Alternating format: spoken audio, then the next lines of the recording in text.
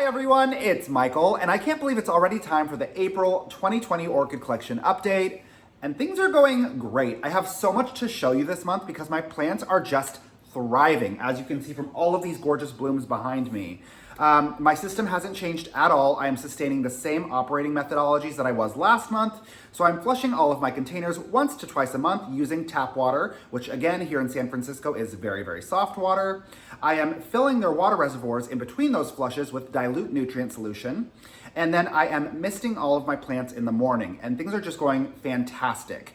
It's challenging because obviously spring has sprung, but we've all been inside and not able to experience it. But my plants are acutely aware of the fact that it's spring. And in the midst of such unpleasantness and in the midst of such uncertain times, I can't tell you what a joy it is to wake up and see another beautiful plant in bloom, to walk out into my living room and get the vague scent of a floral that is coming from somewhere because another bloom has opened. It really is getting me through these times, and I'm just so excited to show you what's going on. So, without further lead-in, let's go ahead and talk through the plants that have something new, different, and interesting happening this month. All right, my friends, jumping in with number 3 in the collection, we're gonna take a look at my Wilsonara Aloha Sparks and just get a load of this gigantic, beautiful flower spike. Now, what I really wanted to highlight here is some of the experimentation that went around cultivating it this time around, because it's already bloomed for me many times. But this year I cultivated it underneath my LED grow light instead of what I usually do, which is put it in a western facing exposure. Now, the interesting thing here is this flower spike can get up to 4 feet tall, and that space is not 4 feet tall. So the flower spike got awfully close to the light itself, but then it stopped. It halted its upward development altogether. And then something weird started to happen with the buds. You could see that they kind of started to open on their own, or pseudo open. I don't really know how to describe what's happening, but they seemed confused, like they were unsure of what to do. So I wanted to just let it play out and see what would happen, but ultimately I just got too concerned about it. So I took this out from under the LED grow light, I put it into a western facing exposure, and now it's continuing to develop, but just look how gorgeous it is. Such a stunner. Now moving on to number 4 in the collection. This one doesn't have a flower spike or anything, but this plant has seen a lot of traumas. This is the one that fell off of a shelf and divided itself into 3s. I've given away its sibling divisions, but what I wanted to point out is this plant has never done quite great for me. But if you look at its old growths, this is the oldest pseudobulb. You can see its progression to the bulb I grew this year. Look how healthy and big and vigorous it is now. Especially comparatively, that's a big, big difference. So this plant is very much on its way to recovery after a long, long period of struggling. It's also so vigorous that its roots are wanting to grow out of the drainage holes of the containers, which I think is kind of charming and also kind of annoying. Moving on to number 8 in the collection, this is my Banfieldara Mystic Maze, and I was super pleased. It's actually quite a similar story to number 4. This plant has struggled for a little bit. It hasn't bloomed for me for about 2 years because it just wasn't getting the sufficient light levels. But this year I grew it underneath the LED grow light, and look how big the new growth is. It's just so sizable comparatively. So it's quite a big bulb that it produced, and then not surprisingly, it gave me this big, gorgeous flower spike. Now, the thing that I do want to highlight here is look how straight and I'm not an adult. I can't say erect without laughing, but look how perfectly erect that flower spike is. And it's one of the privileges or one of the benefits, I suppose, to growing underneath a grow light, because the directionality of light is so pronounced. They just grow straight up, which is really, really nice because, I mean, you have them growing wonky when you grow them in natural light, which is charming in its own way, but sometimes if you just want them to be nice and upright, it's a plus. So now jumping to number 11 in the collection, I did a bloom profile on this, which I will link below. This is my Psychopsis Mendenhall Hildos, and the bloom actually dropped after a period of about 3.5 weeks. But as I mentioned, it is a sequential bloomer, and if I come in close, you can see there is the new flower bud already developing, which is so exciting. Can't wait to see this one in bloom again. Now we're gonna move to number 16 in the collection. This is my Catasetum Dabradots Nicolasa tabares, and if you've been following me for a while, you know that this plant just does whatever the hell it wants and nothing that I want, and it hasn't changed at all. So I finally got it repotted. This time around, I put it in sphagnum moss because it just needs constant moisture, and I think part of the reason it aborted its flower spike so many times last year was I wasn't keeping up with giving it water. So I put it in sphagnum moss this year, but look at all of these new growths. It's going insane. I don't even know where to start. I don't know what it's doing. I don't know what it wants. It's a healthy and vigorous plant. It's it's become so unruly that I'm not quite sure how to proceed with it. So I'm still thinking about it, but I'm just gonna give it another cycle growing and see what it does this year in a different grow medium. And then I'll make some informed decisions if I'm gonna divide or, I don't know, man. It just continues to confuse me.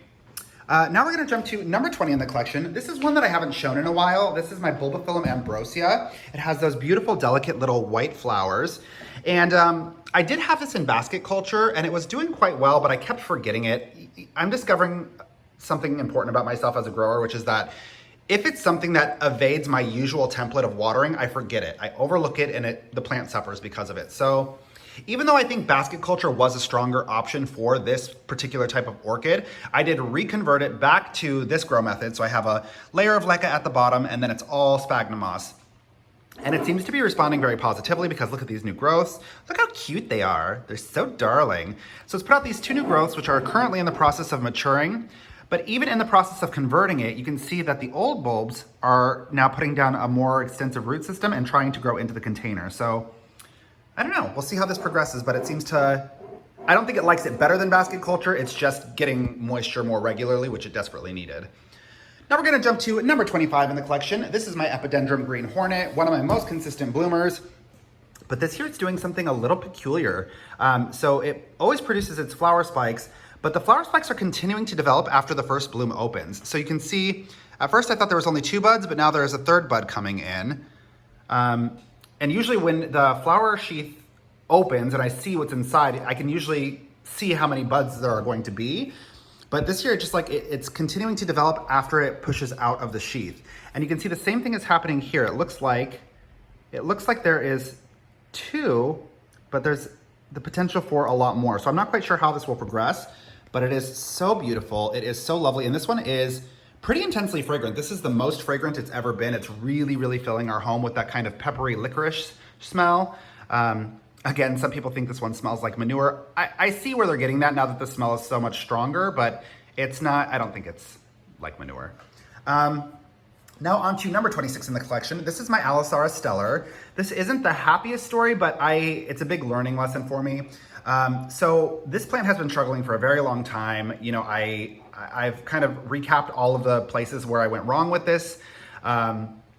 Did not like the slow release fertilizer experiment, did not like a lot of things, neglected it for a long time. So finally I just got sick of looking at all of the dead pseudobulbs. I unpotted it and then I did this new system, which I've been doing quite a bit, which is putting a thin layer of leca at the bottom and then sphagnum moss to the top. And remarkably, now let me see if you'll even be able to see it. Let's get in there. Remarkably, it is putting down a root system. Yeah, you can start to see. Here, I'm gonna take you in really close. It is starting to put down new roots, which it hasn't done in the entirety of the time that it's struggled. Now, what I think is interesting about this is it teaches me that anytime I have a plant that is really, really on the verge, I think this will be my new method of recovering its health. Sphagnum moss is just the most phenomenal incubator and it really encourages new root growth.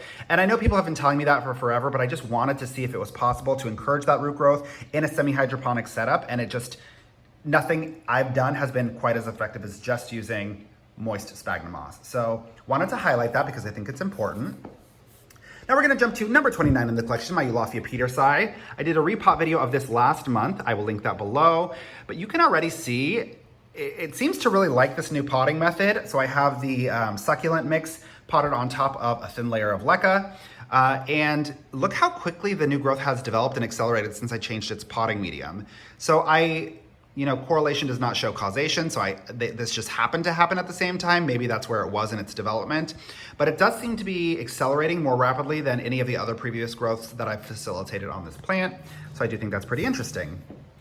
Now on to number 39 in the collection. This is my Zygonesia cynosure bluebirds, and you can see it has given me the most stunning little bloom, but even so, I'm not convinced that this plant is happy or healthy, and I think for good reason. This plant is capable of producing flower spikes with up to 5 blooms on it, so I'm not sure why it keeps only giving me 2. You can see that the root system is still continuing to develop. It is still finding its way into the sphagnum moss, and I do think it is still recovering.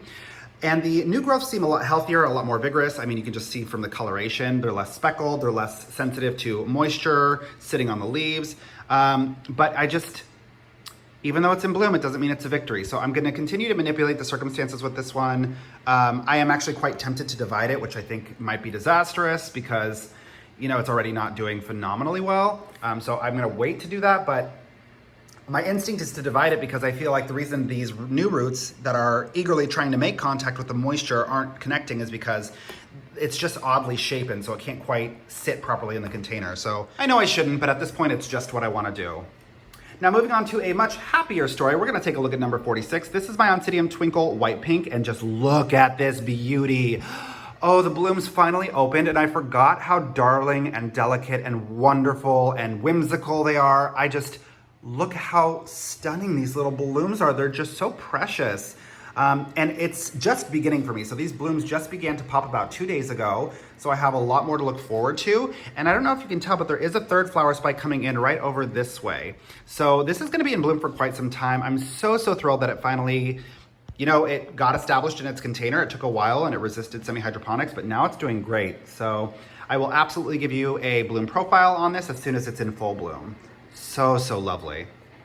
Now we're gonna jump to number 51 in the collection. These are my Wedding Day Phalaenopsis orchids.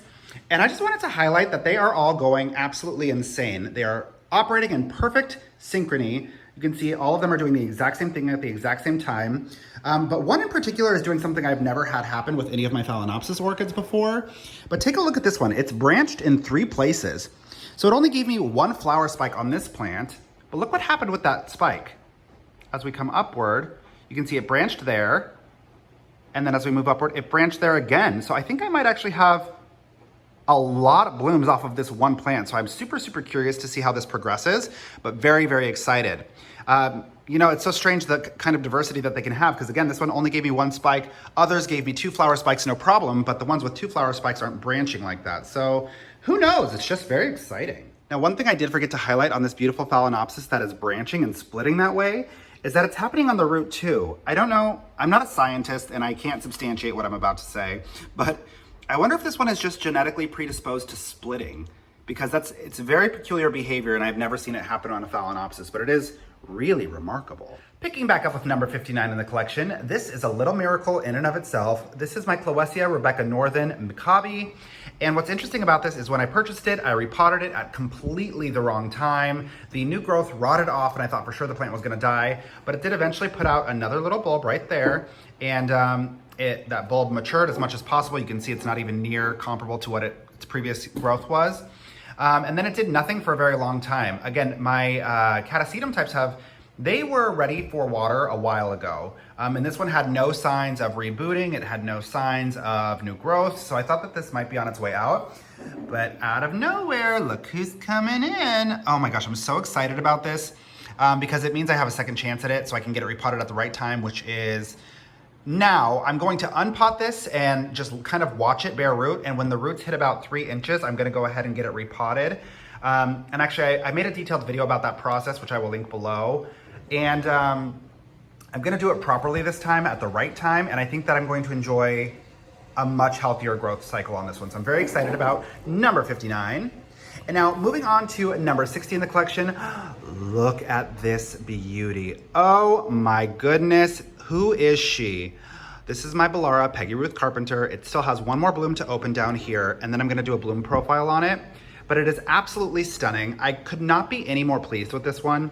It's interesting because the pseudobulbs are not telling me that they're happy or healthy, but its spiking behaviors are. Now it's interesting because if you take a look at these pseudobulbs, they kind of look to me just like a little shrivelly, they look a little desiccated, but it never gets any worse and it never gets any better. They are continuing just as they are.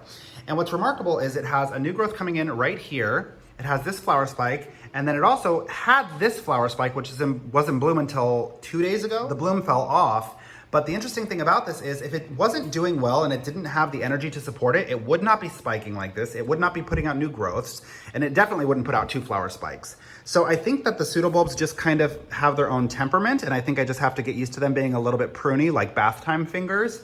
But it seems to be doing just fine, and it is so stunning and is bringing me so much joy. So that is a big win. And with that, that's pretty much it. Thank you as always for choosing to spend your time with me. If you have any questions, concerns, or feedback, go ahead and leave it in the comment section below. Be sure to support one another in the comment section because I'm so seldom available to do so. Don't forget to click subscribe and have a beautiful rest of your day. Bye guys.